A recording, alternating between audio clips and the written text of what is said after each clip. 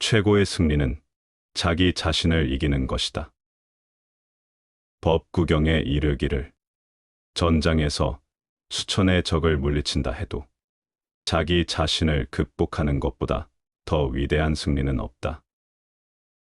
스스로의 욕망과 집착을 다스리고 흔들리는 마음을 바로잡으며 어리석음을 깨우치는 것이야말로 진정한 승리이다. 자신을 이긴 자는 세상의 그 어떤 영웅보다도 위대하다. 외부의 적과 싸워 얻은 승리는 일시적이지만 내면의 번뇌를 이겨낸 승리는 영원하다. 오만과 탐욕을 버리고 마음을 단속하며 몸과 뜻을 정진하여 올바른 길을 걸을 때 마침내 모든 집착을 떠난 최후의 경지에 이를 수 있다. 진정한 영웅은 남을 이기는 자가 아니라 스스로의 어두운 마음을 밝히고 자기 자신을 온전히 다스릴 줄 아는 자이다. 참된 승리는 바깥이 아니라 내면에서 이루어진다. 배움은 지혜를 밝히기도 하고 어둠을 깊게도 한다. 화엄경에 이르기를 같은 물을 마시더라도 소는 우유를 만들고 뱀은 독을 만들어내듯이 배움 또한 지혜로운 이에게는 깨달음이 되지만 어리석은 이에게는 끝없는 윤회의 사슬이 된다. 진리를 바르게 익히고 수행하면 무명을 벗어나 해탈에 이를 것이나 탐욕과 아집으로 배우면 망상 속에서 끝없이 나고 죽음을 반복할 뿐이다. 배움이란 단순한 지식의 축적이 아니라 바른 마음으로 받아들이고 실천할 때 비로소 그 가치를 지니게 된다. 인연 따라 받아들이라. 법구비유경에 이르기를 모든 중생은 피할 수 없는 7가지 법을 따른다. 첫째는 태어남이며 둘째는 늙음이고 셋째는 병듦이며 넷째는 죽음이다. 다섯째는 지은 바에 따른 죄이며 여섯째는 그에 따른 복이다. 일곱째는 모든 것을 결정짓는 인연이다. 인간은 아무리 노력해도 이 법칙에서 벗어날 수 없다. 늙음을 막을 수 없고 병을 피하려 해도 언젠가 찾아오며 죽음을 거스를 수도 없다. 죄와 복은 스스로의 행위에서 비롯되며 인연은 끊임없이 이어져 생을 구성한다. 그러므로 이 법을 두려워하거나 거부하지 말고 있는 그대로 받아들이는 지혜를 길러야 한다. 올바른 행을 실천하고 선한 인연을 맺으며 허망한 집착에서 벗어난다면 평온한 마음으로 삶을 살아갈 수 있을 것이다. 무상한 세월 앞에 집착을 내려놓으라. 법구경에 이르기를 어느덧 세월은 흘러 늙음이 다가오고 한때 빛나던 젊음은 흔적 없이 사라진다. 젊은 시절에는 뜻하는 대로 모든 것이 이루어지는 듯했지만 노쇠함이 찾아오면 외면당하고 짓밟힐 뿐이다.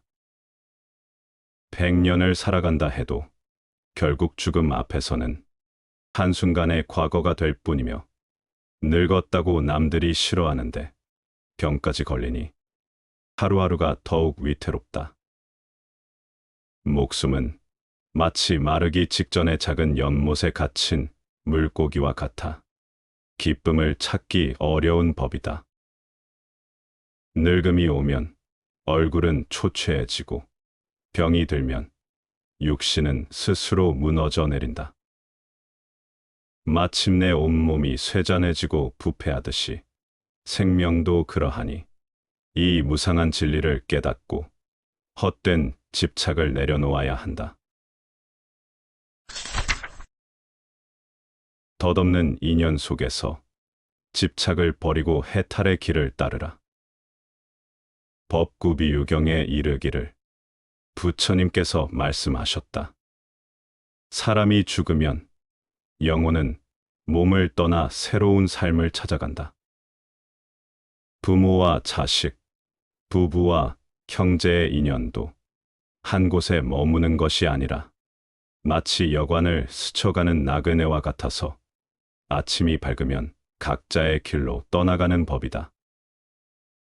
그러나 중생들은 이 무상한 인연을 영원한 것이라 착각하여 사랑과 집착에 얽매이고 그것을 자신의 소유라 여기며 근심하고 슬퍼하며 괴로워한다. 그러나 이 모든 것은 무명의 어리석음에서 비롯된 것이니 그 근본을 깨닫지 못한 채 애착 속에 허덕일 뿐이다. 지혜로운 이는 정과 애욕이 불러오는 고통의 실체를 꿰뚫어 보고 집착을 끊어야만 참된 해탈이 있음을 안다. 그는 부지런히 법을 따르고 계율을 지키며 마음을 다스려 온갖 망상을 지워버린다. 생사의 고리를 끊고자 하는 자는 이 덧없는 인연 속에서 허망한 것에 집착하지 말고 오직 깨달음의 길을 걸어야 한다. 벌에 의해 죄의 유무가 결정되지 않는다. 공자가 공야장을 두고 이르기를 나라에 질서가 있고 정의가 시현되고 있을 때 그는 홀대받지 않을 사람이고 나라에 질서가 없고 정의가 시현되지 않을 때 그는 또 박해를 모면할 그런 사람이다. 공자는 옥에 갇혀 벌 받은 적이 있는 공야장을 자신의 사위로 삼는다. 죄의 유무는 형벌에서 결정되는 것이 아니다. 죄가 있는지 없는지는 정의와 양심에 비추어 자기 스스로 판단하는 것이다. 공야장은 비록 벌을 받았지만 실제로 죄를 지은 것이 아니었다. 과거의 허물로 사람을 판단하지 않고 있는 그대로 그 사람을 꿰뚫어보는 눈을 키워야 할 것이다. 성인은 언제나 본질을 본다. 사람을 알려면 행동을 살펴라. 썩은 나무로 조각하면 아무런 물건도 만들 수 없고 쓰레기로 쌓은 담장은 꾸밀 수가 없다. 이런 상황에서 꾸짖은들 무슨 소용이 있겠는가? 내가 예전에 다른 사람을 판단할 때 그 사람이 어떤 말을 하면 그가 그런 행동을 할 것이라 믿었다. 그러나 지금은 한 사람을 판단할 때 그 사람이 무엇을 하면서 사는지를 살피고 그가 무슨 말을 하는지도 들어야 하겠다. 공자에게 제여라는 제자가 있었다. 제여는 말은 잘했지만 행동이 말하는 것과 달랐다. 말과 행동이 일치해야 믿을 만한 사람이다. 사람의 행동을 살펴보지 않고 말만 들어서는 그 사람을 정확하게 판단할 수 없다. 사람을 정확히 알려면 그의 말과 함께 반드시 행동을 살펴보자. 욕심이 많으면 외부의 자극에 흔들린다. 나는 성품이 강직한 사람을 보지 못했다. 신정은 욕망으로 가득 찬 사람이지 성품이 강직한 사람은 아니다. 어떤 사람이 신정이라는 제자는 강직하지 않냐고 물었다. 이에 공자는 욕심이 있는 자는 강직할 수 없다고 대답했다. 강직하다는 것은 내면이 굳세고 단단하다는 의미다. 외부의 압력이나 유혹에 흔들리지 않고 자기 내면의 도덕과 양심을 따르는 태도를 말한다. 그런데 욕심이 많으면 외부의 자극에 흔들릴 수밖에 없다. 신정이라는 제자의 실제 성품은 알 수 없지만 누군가는 그를 강직하다고 판단했다. 아마도 그가 자신의 욕심을 지키기 위해 때로는 겉으로 강한 모습을 보였기 때문일 것이다. 공자는 그 이면에 있는 욕심을 꿰뚫어보고 강직할 수 없다고 평한 것이다. 실천하는 것이 용기다. 공자의 용감한 제자 자로는 무엇인가를 배우면 바로 실천해야 직성이 풀리는 성격이었다. 배운 내용을 미처 실천하지 못했을 경우 다른 새로운 내용에 대해 가르침을 들을까 몹시 두려워했다. 자로는 공자의 가장 뛰어난 제자 중 하나로 공자의 사당에도 배양된 핵심 제자다. 공자는 그의 용맹하고 강직한 성품을 칭찬했다. 자로는 그 누구보다 실천력이 강했고 공자의 가르침을 들으면 반드시 행하려고 했다. 정의와 양심에 따르는 것이 힘든 이유는 자신의 이익을 버려야 하는 것이 두렵기 때문이다. 혹은 대다수 사람들에게 비난받는 것이 두렵기 때문이다. 아는 것을 실천하려면 이런 두려움을 이겨내는 용기가 필요하다. 묻는 것을 부끄러워하지 말라. 공허는 명민하면서도 배우기를 좋아했으며 아랫사람에게 묻기를 부끄럽게 여기지 않았다. 공자가 공허에게 문이라는 시호를 내렸다. 공허는 사람됨이 그렇게 훌륭하다고 알려지지 않았기에 의아하게 여긴 제자들이 자공에게 그 까닭에 대해 물어보았다. 이에 공자는 그가 비록 악인이지만 배우는데 민첩하여 누구에게든 묻는 것을 부끄러워하지 않기 때문이라고 대답했다. 묻는 것을 부끄러워하는 것은 자존심 때문이다. 보통 모르는 것을 자기보다 모자라 보이는 사람에게 물어보면 체면이 구겨진다고 생각하기 쉽다. 하지만 현명한 사람은 모르는 것을 알기 위해 노력하지 않는 것을 부끄러워하지, 묻는 것을 부끄러워하지 않는다. 게으름은 지혜를 멀리하고 정진을 가로막는 독이다. 정법염처경에 이르기를 게으름이란 단순히 움직이지 않는 것이 아니라 해야 할 일을 시작하고도 끝맺지 못하는 나태한 습성을 말한다.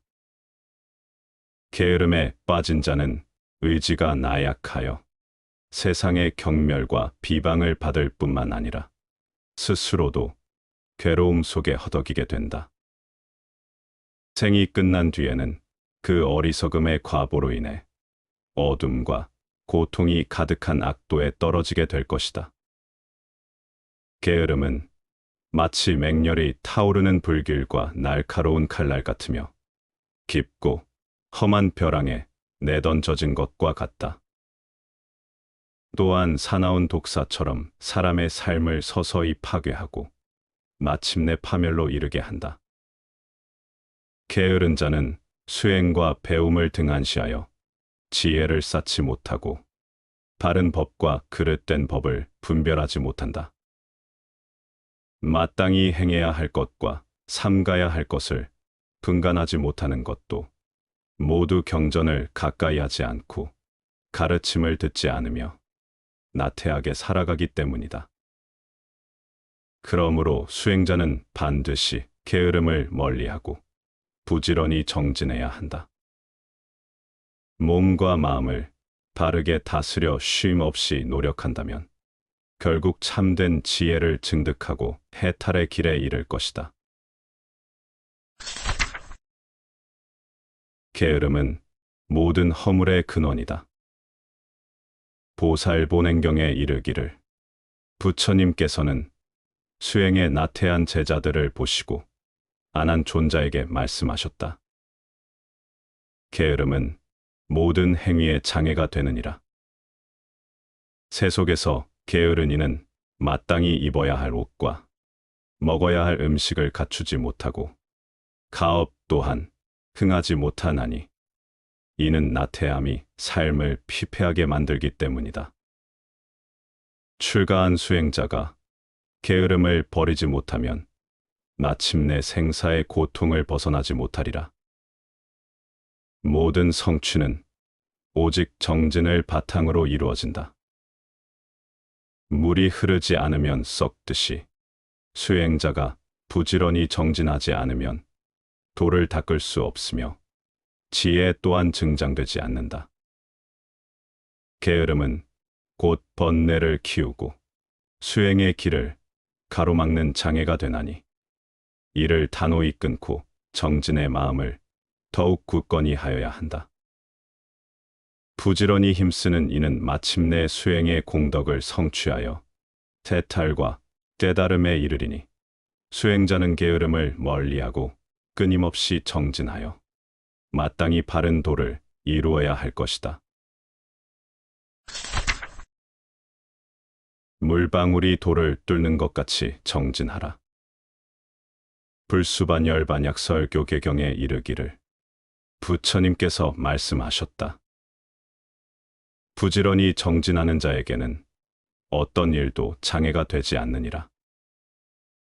작은 물방울이 끊임없이 떨어지면 마침내 단단한 바위를 꿰뚫듯이 수행자 또한 쉼없이 노력한다면 반드시 도를 이루리라. 만약 게을러 학문을 닦지 않고 수행을 게을리한다면 이는 마치 나무를 비벼 불을 얻고자 하면서도 나무가 뜨거워지기도 전에 멈추는 것과 같아 끝내 불꽃을 피울 수 없을 것이다.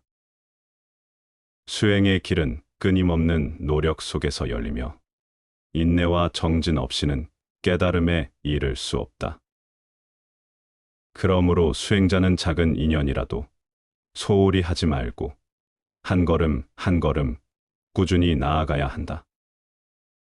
오랜 세월 흐른 강물이 바위를 깎아내듯이 지속적인 노력은 마침내 모든 장애를 뛰어넘고 진리에 도달하게 하리라. 정진하는 자는 핑계를 대지 않느니라. 장하함경에 이르기를 어떤 이는 이르다 늦다 하며 일을 미루고 춥다 덥다 하며 게으름을 피운다.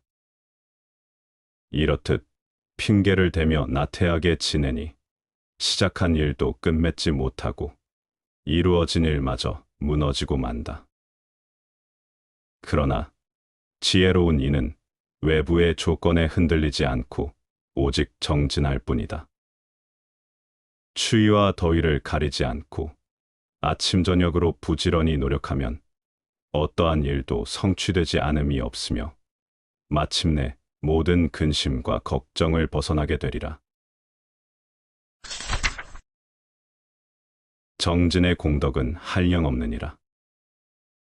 월등삼매경에 이르기를 부처님께서 말씀하셨다. 부지런히 정진하는 수행자는 10가지 커다란 이익을 누리게 되느니라. 첫째, 어떠한 장애에도 굴하지 않으며, 둘째, 부처님의 자비로운 보살핌을 받으며, 셋째, 보이지 않는 존재들의 보호를 얻는다. 넷째, 법을 들으면 쉽게 잊지 않고, 다섯째, 듣지 못했던 진리를 새롭게 깨닫는다. 여섯째, 말솜씨가 원만해져 법을 설하는 능력이 뛰어나며, 일곱째, 깊은 선정에 들 수 있다. 여덟째, 병고와 괴로움이 줄어들고, 아홉째, 음식이 잘 소화되어 몸이 건강해진다. 열째, 세속의 더러움에 물들지 않고 청정한 길을 걷게 되느니라. 희망의 길은 행복으로 이어진다. 본생경에 이르기를 부처님께서는 희망의 중요성을 강조하시며 희망을 품는 자는 궁극적으로 행복을 얻을 것이라고 말씀하셨다. 희망은 먼 길을 가는 것처럼 시간이 오래 걸릴 수 있으나 그 마음속에서 결코 흔들리지 않는다. 마치 새들이 날아갈 목표를 향해 언제나 하늘을 바라보듯 우리는 희망을 향해 끊임없이 나아가야 한다. 비록 그 길이 멀고 험할지라도 희망을 가지고 꾸준히 나아가는 자에게 결국 그 희망은 현실로 이루어지며 이는 온전한 행복으로 이어질 것이다. 보살의 첫걸음에서 주의할 두 가지. 유마경에 이르기를 처음으로 수행의 길을 걷는 보살은 두 가지 중요한 사항을 항상 마음에 새겨야 한다.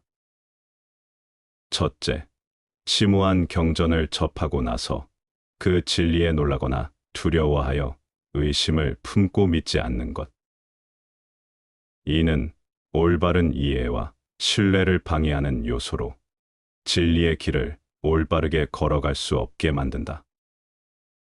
둘째, 경전을 설하는 스승이나 동료와 함께 있음에도 불구하고 그들을 멀리하거나 비방하는 태도이다. 이는 스스로를 해치고 진리의 가르침을 받아들이지 못하는 장애물이 된다.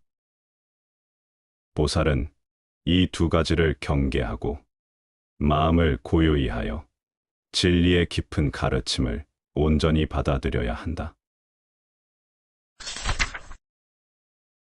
신심은 참된 보물이다.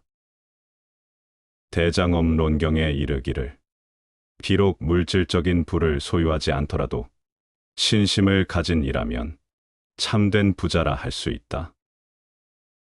물질적인 재물은 쾌락과 잠시의 즐거움을 위해 축적될 수 있으며 가족이나 후손에게 부족함을 주지 않으려는 마음에서 비롯되지만 이는 결국 현재의 몸과 일시적인 만족을 위한 것에 불과하다. 반면 신심이라는 보물은 그 무엇과도 비교할 수 없는 귀한 재물로 그 가치는 세세생생토록 이어가며 인간과 하늘의 세계를 넘나들며 끊임없이 축복과 은혜를 누리게 한다. 신심은 어떠한 고통이나 번뇌도 따르지 않으며 그 자체로 평안과 안정의 근원이 된다. 반면 재물은 도둑이나 도적의 위험에 처할 수 있고 그로 인한 근심과 불안을 일으킬 뿐만 아니라 재물에 대한 탐욕과 집착은 결국 고통을 초래한다. 물질적인 보물이 훗날 사라질 수 있지만 신심은 그 어떤 위기에도 흔들림 없이 남아 사람에게 진정한 행복과 해탈을 가져다 준다. 또한 신심은 다른 고귀한 덕목들을 이끌어낸다. 신심을 바탕으로 보시, 계율, 선정, 지혜 등 불교의 보물을 얻을 수 있으며 이들은 모두 신심이라는 기초 위에서 성장하고 성취된다. 따라서 진정한 부유함은 물질의 축적에 있지 않으며 오직 신심에서 비롯된다. 신심을 가지면 이 세상과 다음 세상을 통틀어 끊임없는 행복과 평안을 누리며 궁극적인 자유와 깨달음을 향해 나아갈 수 있다. 언제나 현명한 선택을 하라. 진정한 지혜는 강한 힘에서 비롯되지 않는다. 순간의 위기를 뚫고 나아가는 용맹함도 값지만 더 중요한 것은 상황을 올바른 방향으로 이끌어가는 힘이다. 공격이 필요한 때가 분명히 있지만 공격보다 더 귀한 가치는 올바른 타이밍에 내린 결정이다. 사람을 살리고 상황을 안정시키는 판단은 단순히 승리의 순간을 넘어 오래도록 영향을 남긴다. 많은 사람들은 눈앞의 승부에 집착한다. 당장의 유리함을 얻기 위해 서두르고 상대를 제압하는 데만 힘을 쏟는다. 그러나 그렇게 얻은 승리는 오래가지 못한다. 조급하게 내린 선택은 결국 더 큰 화를 불러오고 순간의 만족은 곧 후회로 바뀐다. 진정한 승부는 싸움 자체가 아니라 위기를 기회로 바꾸는 결정에서 비롯된다.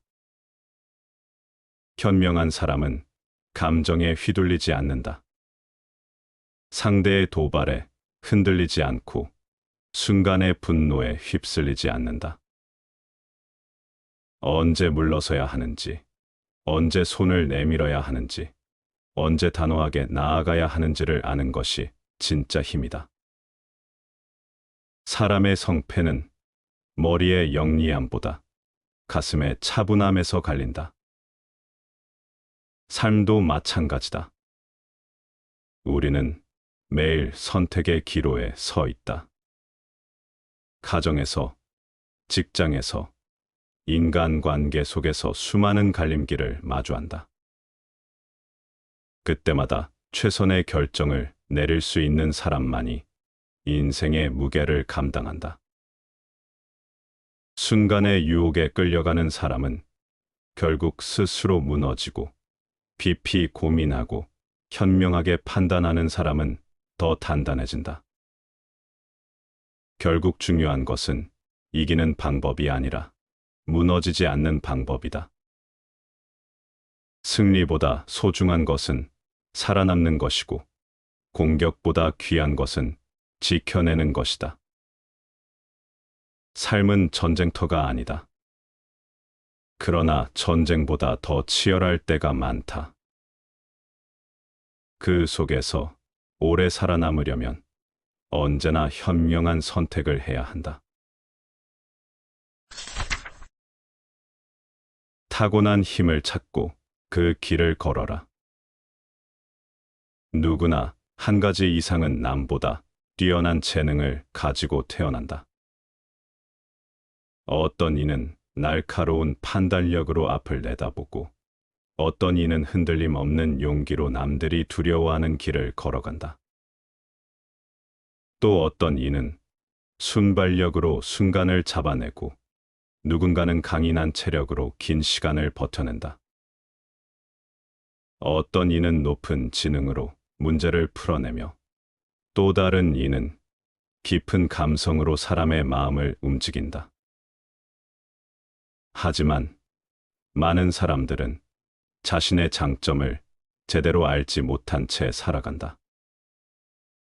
타고난 힘이 무엇인지 고민하지 않고 그저 성실함 하나로 버텨내며 결국 어디에서도 두각을 드러내지 못한 채 평범함에 머문다.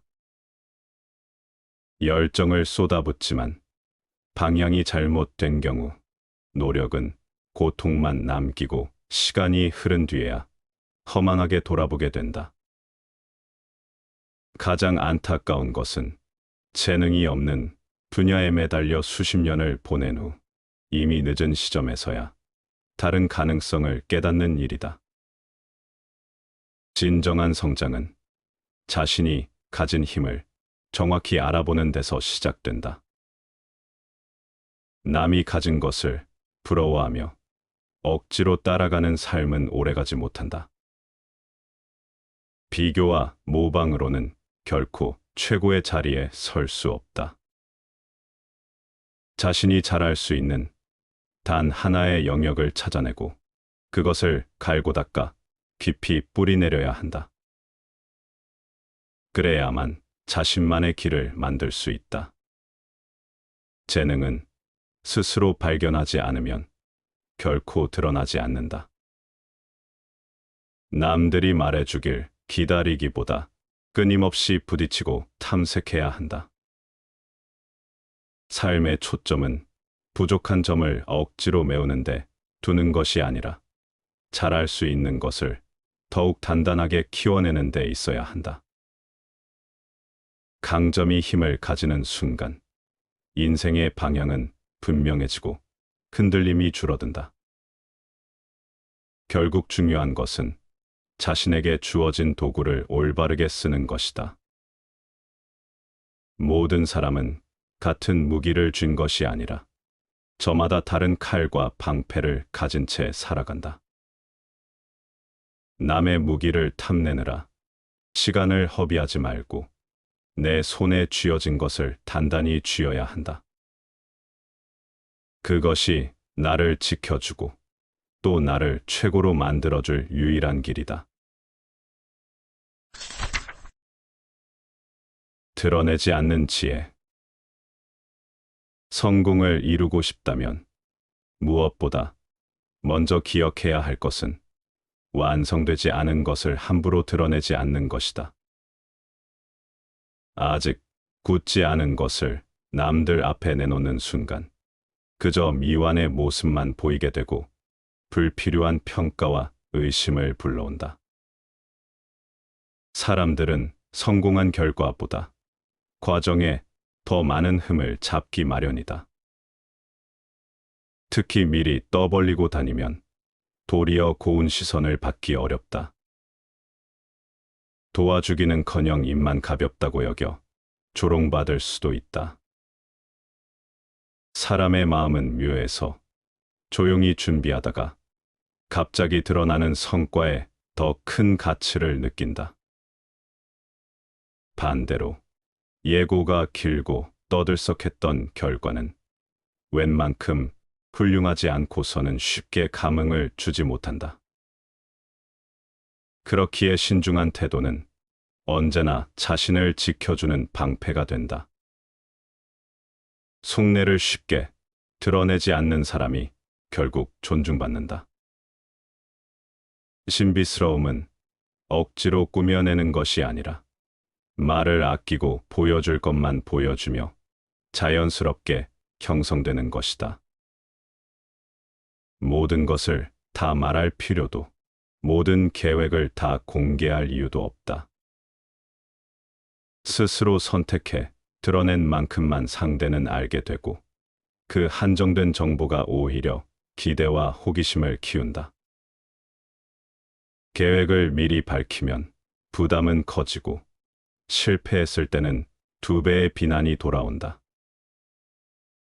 반면 끝까지 침묵을 지키며 묵묵히 결과로 증명하면 말보다 강한 울림을 남길 수 있다. 세상은 언제나 결과로 평가한다. 그렇기에 성과가 나오기 전까지는 말 대신 집중과 실행에 모든 힘을 쏟아야 한다. 말하지 않는 힘, 드러내지 않는 지혜가 결국 자신을 보호하고 가치를 높인다. 세상은 언제나 떠드는 사람보다 묵묵히 해내는 사람에게 마음을 열고 길게 기억한다. 남을 가르칠 수 있는 사람. 끊임없이 이미 얻은 학문을 익히고 끊임없이 새로운 학문으로 그것을 보탠다면 그는 곧 사람들의 스승이 될 수 있을 것이다. 공부는 배운 것을 앵무새처럼 줄줄 외우는 것이 아니다. 그것은 기계도 할 수 있다. 그렇다면 진정한 공부는 무엇인가? 진정한 공부는 지식을 오롯이 자신의 것으로 소화해서 자기 언어로 표현할 줄 아는 것이다.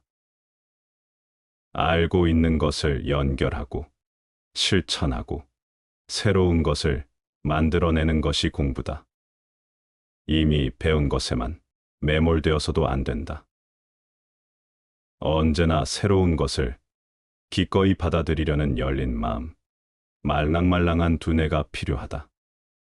그런 배움의 자세를 가진 사람이 남을 가르칠 자격이 있다.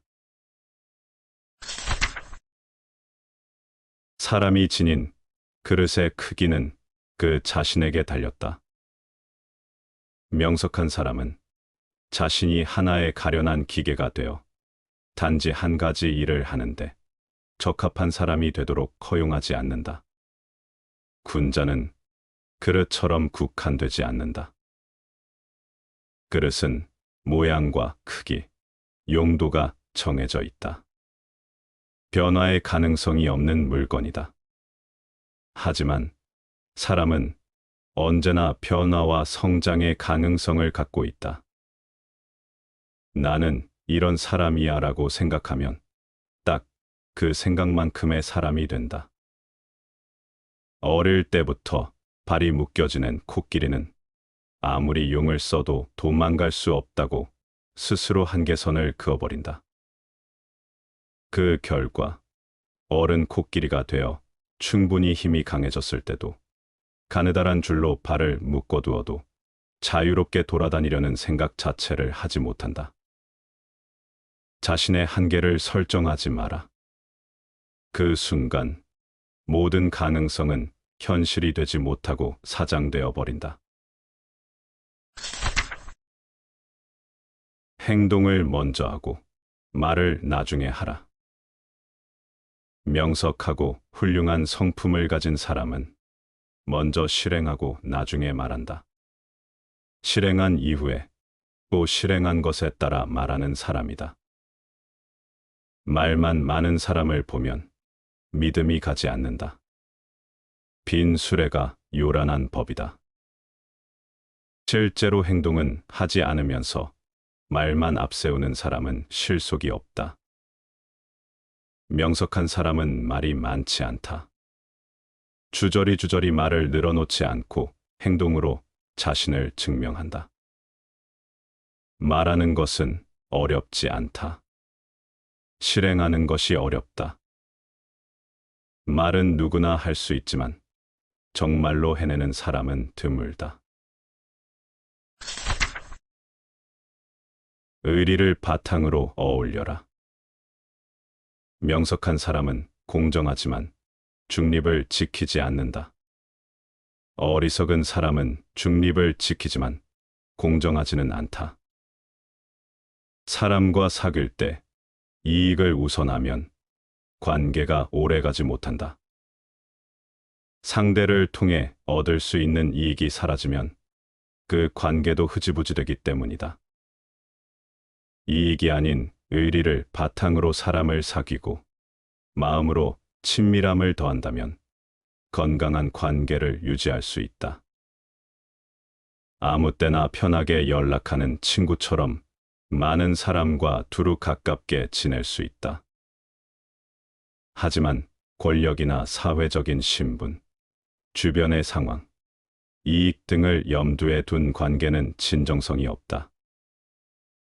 겉으로는 가깝게 지내는 것처럼 보이지만 환경이 조금만 변해도 소원해질 수 있다. 배움과 사색의 균형을 잡아라. 배우기만 하고 생각하지 않는 것은 헛된 짓이며 생각하기만 하고 배우지 않는 것은 위험한 짓이다. 외부의 것을 배우지 않으면 얻는 것이 없고 우물한 개구리가 될 뿐이다. 그렇다고 남이 생각한 것을 그대로 받아들이기만 하고 스스로 생각하지 않으면 내 것이 되지 않는다. 앵무새처럼 남의 지식을 자기 입으로 이야기한다고 하더라도 자기 것이 아니다. 알고 있지만 아는 것이 아닌 위태롭고 불안한 지식이다. 배운 것을 따져서 묻고 깊이 생각하고 잘 분별해서 실천하는 것이 진정한 배움의 모습이다. 밖에서 배우고 안에서 사색하는 것 사이에서 균형을 잘 잡아야 한다. 사람이 존귀한 까닭은 의로움에 있다.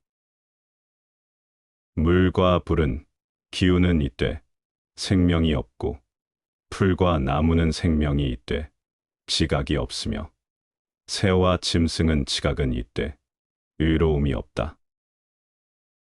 사람은 기운도 있고 생명도 있고 지각도 있으며 또한 의로움까지 지니고 있다. 그리하여 천하에서 가장 존귀하다고 하는 것이다. 순자의 말이다. 물과 불은 세상을 움직이는 힘을 가졌지만 생명이 없다. 풀과 나무는 생명을 지녔으나 느끼지 못한다. 새와 짐승은 지각을 가지고 있으나 의로움이 없다. 그러나 사람은 다르다. 기운이 있고 생명이 있으며 느낄 줄 아는 지각까지 있다. 거기에 더해 의로움이라는 가치를 품고 있다. 그래서 사람을 세상에서 가장 존귀한 존재라 부르는 것이다.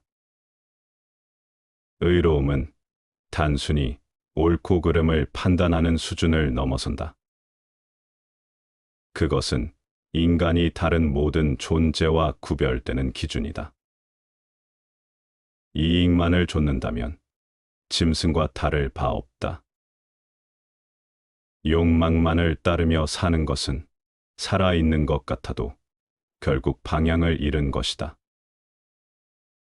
하지만 의로움은 인간에게 길을 제시한다.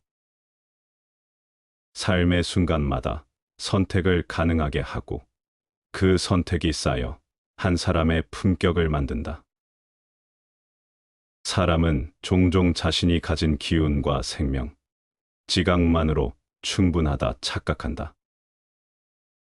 그러나 그것들은 누구에게나 주어진 자연의 일부일 뿐이다. 거기에 의로움이 더해질 때 인간은 비로소 존엄한 존재로 서게 된다. 의로움이 없는 지각은 욕망의 노예가 되고 생명만 남은 존재는 본능에 끌려다닐 뿐이다. 그렇기에 의로움을 지키는 일은 곧 인간답게 사는 일이다. 오늘의 사회를 돌아보면 의로움보다 이익을 앞세우는 모습이 너무도 흔하다. 그러나 이익은 순간의 만족만을 남기고 의로움은 세대와 세대를 이어 울림을 남긴다. 참된 존귀함은 지위나 부로 얻어지는 것이 아니라 바른 길을 지키려는 태도에서 비롯된다. 사람에게 주어진 가장 큰 특권은 의로움이다. 그것은 동시에 가장 큰 책임이기도 하다. 기운과 생명과 지각은 자연이 준 선물이지만 의로움은 스스로 지켜내야 할 과제다. 바로 그것이 사람을 사람답게 하고 세상을 바로 세우는 힘이 된다. 사람이 존귀한 까닭은 의로움에 있다. 그 사실을 잊는 순간 인간은 짐승과 다를 바 없어지며 욕망의 사슬에 묶인 채 흘러가게 된다. 그러나 의로움을 붙드는 순간 사람은 자기 자신을 넘어 세상을 밝히는 존재가 된다. 예에는 반드시 지켜야 할 세 가지 근본이 있다. 하늘과 땅은 생명의 근본이고 선조는 혈통과 종족의 근본이며 임금과 스승은 다스림의 근본이다. 하늘과 땅이 없다면 생명이 어디서 비롯될 수 있겠는가? 선조가 없다면 우리가 어디에서 태어날 수 있겠는가? 임금과 스승이 없다면 세상은 무질서에 빠지고 배움은 사라지게 된다. 이 세 가지 근본 가운데 어느 하나라도 무너지면 사람은 결코 편안히 살 수 없다. 생명의 뿌리를 잊으면 삶은 공허해지고 선조를 잊으면 인간은 뿌리 없는 나무처럼 흔들리게 된다. 또한 임금과 스승을 존중하지 않으면 질서는 무너지고 가르침은 사라져 사회 전체가 혼란에 빠진다. 그러므로 위로는 하늘을 공경하고 아래로는 땅을 귀하게 여기며 선조에게 감사하고 임금과 스승을 존중하는 것이 예의 시작이자 완성이다. 예란 단순한 형식이나 의식이 아니다. 그것은 인간이 지켜야 할 뿌리를 잊지 않는 태도이다. 하늘과 땅을 경외하는 마음은 겸손을 낳고, 선조를 기리는 마음은 감사와 책임을 낳으며, 임금과 스승을 존중하는 태도는 질서와 배움을 이어가게 한다. 이렇게 예는 단순한 절차가 아니라 삶의 기반을 단단히 붙잡아주는 근본이다. 지금 우리는 편리함에 익숙해지면서도 근본을 잊기 쉽다. 땅에서 나오는 곡식에 감사하지 않고, 선조들의 희생을 당연히 여기며 스승과 지도자를 쉽게 평가하고 무시한다. 하지만 이런 태도는 결국 자신이 서 있는 자리를 허무는 일과 같다. 뿌리를 무시한 나무가 오래 설 수 없듯이 근본을 잊은 삶은 흔들릴 수밖에 없다. 예의 근본을 지킨다는 것은 단순히 옛 전통을 따르는 것이 아니다.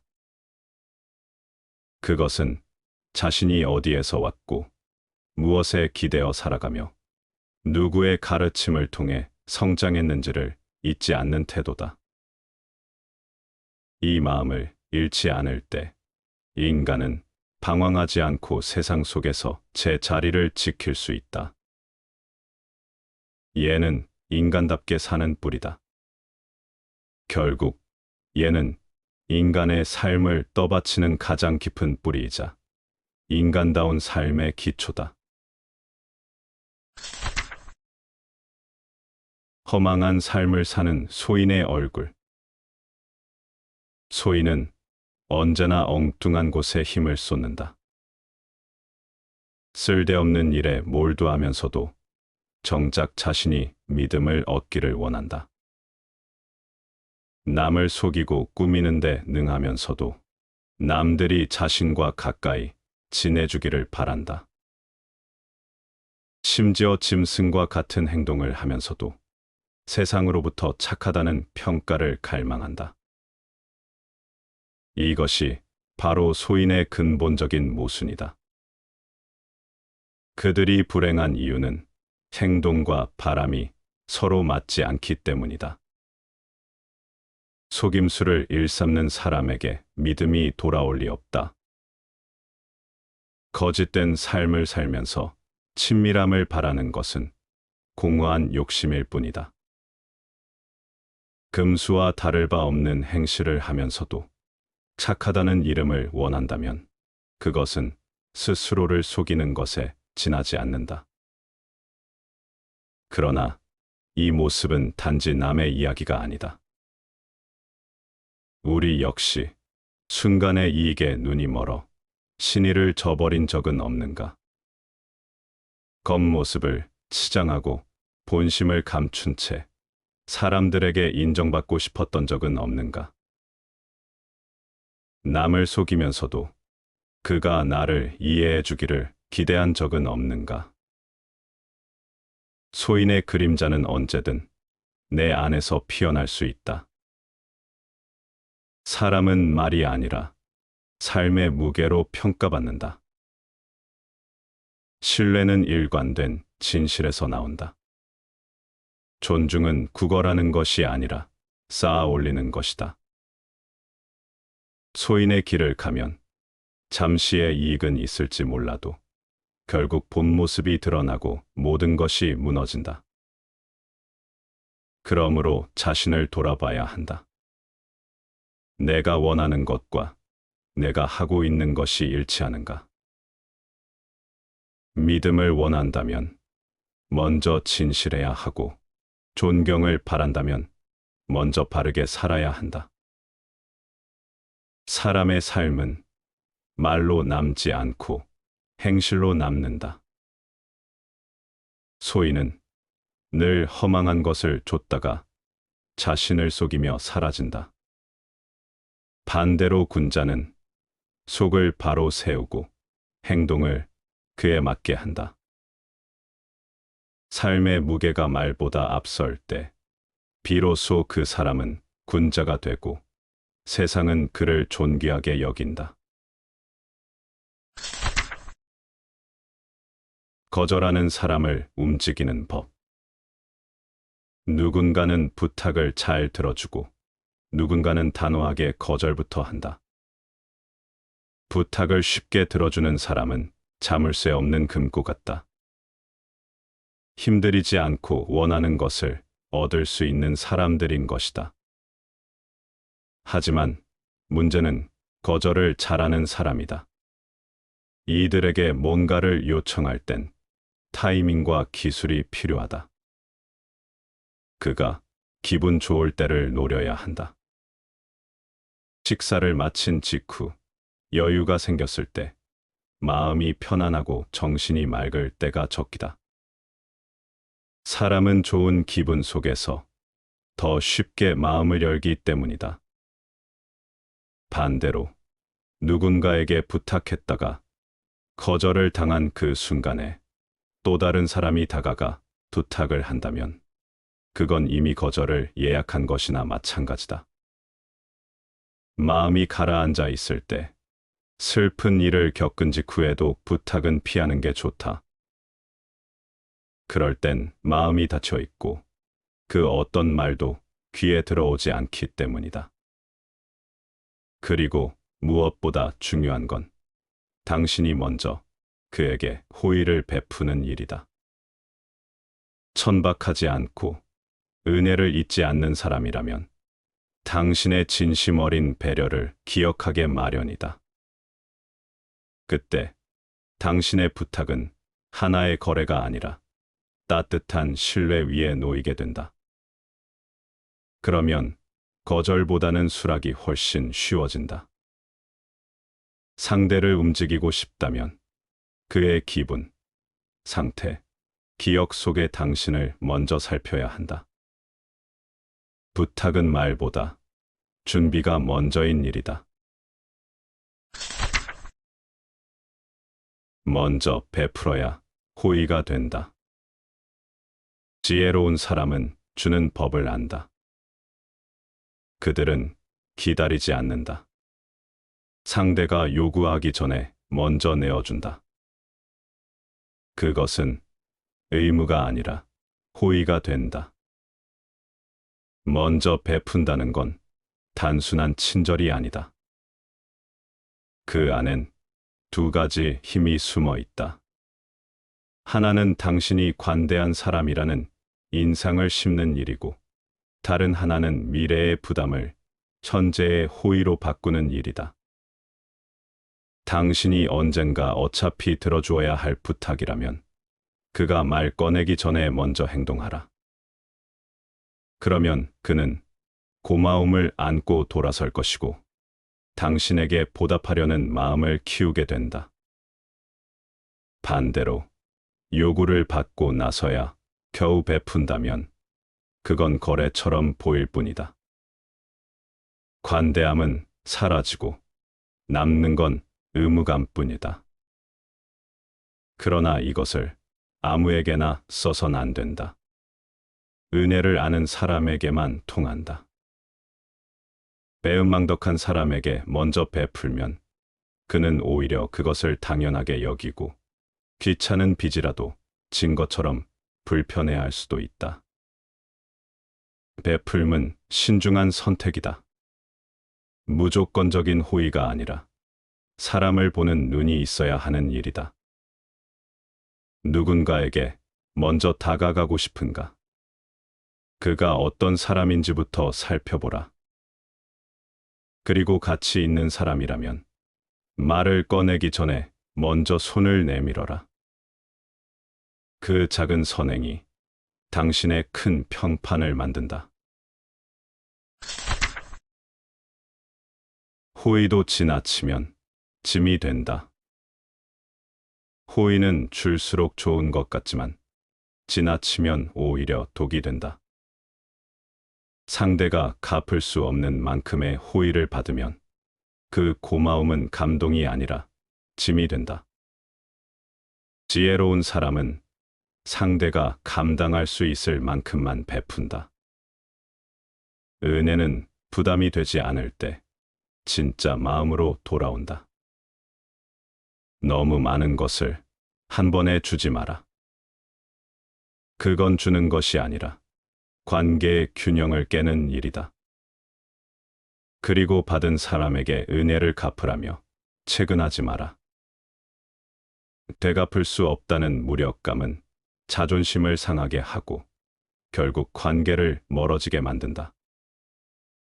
감사보다 도망치고 싶은 마음이 앞설 수 있다. 아이러니하게도 누군가와 인연을 끊고 싶을 땐 지나친 호의를 베풀면 된다. 지속적인 불균형 앞에서 대부분의 사람은 결국 등을 돌린다. 신도 자신을 만든 조각가를 원치 않는다. 은혜를 입은 사람은 그 은혜를 베푼 사람이 옆에 있는 것조차 부담스러워한다. 그러니 호의는 작게 그리고 자주 베풀어라. 작은 친절이 모일 때 관계는 깊어지고 서로에게 상처 없는 온기가 된다. 사람의 마음은 생각보다 섬세하다. 선의도 무게를 잴 줄 아는 사람이 끝까지 좋은 인연을 이어간다. 신비로움은 존중을 부른다. 사람들은 이해할 수 있는 것보다 이해하지 못하는 것에 더 큰 가치를 부여한다. 너무 익숙한 것은 대단하게 느껴지지 않는다. 이국적인 것이 비싸 보이고 잘 모르는 정보가 더 특별해 보이는 이유다. 당신도 마찬가지다. 당신이 누구인지, 무슨 생각을 하는지 너무 쉽게 드러내지 마라. 자신을 온전히 설명하려는 욕망은 오히려 당신을 평범하게 만든다. 신비로운 사람은 사람들의 상상력을 자극한다. 그 상상이 당신을 과대평가하게 만들기도 한다. 그러나 설명은 상상을 무너뜨린다. 해석이 가능해지는 순간, 당신은 더 이상 궁금한 사람이 아니다. 지혜로운 사람은 필요한 말만 한다. 상대가 의미를 유추할 수 있을 만큼만 말하고 비판할 틈을 주지 않을 만큼만 드러낸다. 그렇게 말의 깊이를 조절할 줄 아는 사람은 늘 한 발 앞에서 평가받는다. 사람들은 자기가 정확히 이해하지 못하는 것에 신비로움을 느끼고 그 신비에 존경을 더한다. 왜인지도 모른 채 칭찬하게 되고 이유 없이도 끌리게 된다. 그래서 당신의 진가를 높이고 싶다면 모든 걸 말하지 마라. 모든 것을 보여주지도 마라. 당신에겐 아직 들려주지 않은 이야기가 있다는 느낌. 그 여백이 당신의 가치를 만들어준다. 신뢰는 느리게 쌓고 조심스럽게 지켜야 한다. 지혜로운 사람은 쉽게 믿지 않는다. 오랜 시간을 함께 지내며 말보다 행동을 본다. 세상에는 속이는 사람이 많다. 거짓된 약속과 가머니설, 그럴듯한 포장 뒤에 숨겨진 의도가 숨어 있다. 성급하게 마음을 열면 그 대가는 배신으로 돌아온다. 믿었기 때문에 더 상처받고 기댔기에 더 깊이 무너진다. 그래서 현명한 사람은 믿기 전에 충분히 지켜본다. 하지만 그렇다고 해서 누군가의 진심을 노골적으로 의심하지는 않는다. 상대가 진심으로 다가올 때 그 마음을 단칼에 자르듯 부정하면 그는 상처받고 모욕당했다고 느낀다. 더 나아가 당신이 쉽게 사람을 믿지 못하는 태도는 당신 스스로도 진실하지 않다는 인상을 남긴다. 신뢰는 단지 주고받는 거래가 아니라 사람과 사람 사이의 거리를 좁히는 달이다. 의심은 천천히 품어야 하고 신뢰는 조심스럽게 확인해야 한다. 그러면서도 상대의 진심이 보일 땐 그 마음을 무례하게 짓밟지 말아야 한다. 세상은 복잡하지만 진심을 주고받는 일은 여전히 가능하다. 지혜란 그 진심을 볼 줄 아는 눈을 갖추되 상처 주지 않는 손길을 갖는 데 있다.